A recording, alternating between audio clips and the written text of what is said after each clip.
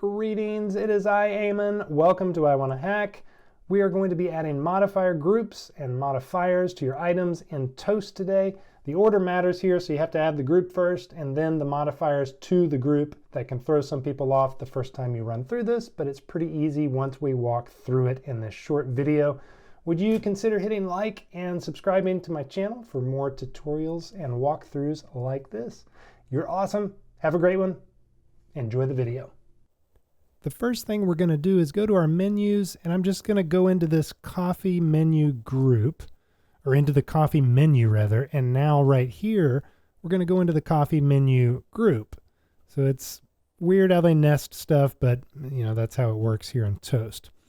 Then we've got all our items here, and here's the first place where we can add modifier groups. Okay, to add a modifier, we've got to add a modifier group. So if we've got one built already, we can add an existing one, but what I'm going to do is just create a new modifier group. I'm going to name it new group. I'm not going to do anything else to it. I'm going to click save.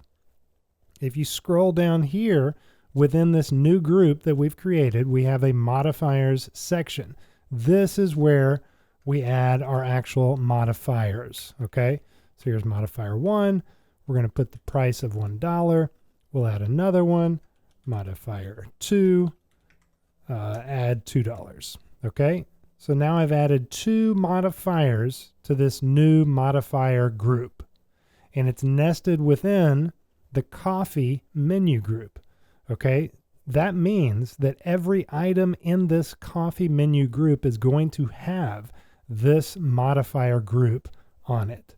If I go into one of these items, we'll scroll down and we'll see that inherited modifier groups, here it is right here. So when we ring up an item, any item in this coffee menu group, we're going to have these groups or this new group displayed on it. Okay, what if you have brewed coffee and you want a specific modifier group only on this item? Well, scroll down and we are able in the item itself, well, I passed it, to add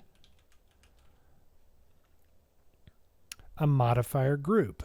And in fact, I've done that already on some of these. So we can create new modifier group, another new group, save it. In the same way, we scroll down in our modifier group, we add another modifier, $1.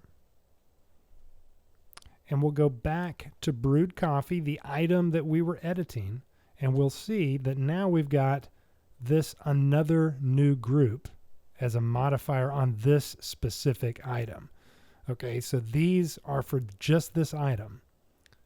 Down here is where our inherited modifier groups are for all the items in the menu group.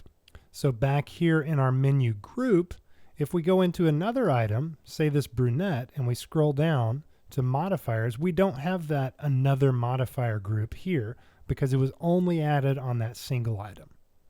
Hope that's been helpful for you. Again, the 2 ways to do it are to add a modifier group to a menu group so that it applies to all the items in that menu group right here, or go into an item itself and add a modifier group just to a specific item.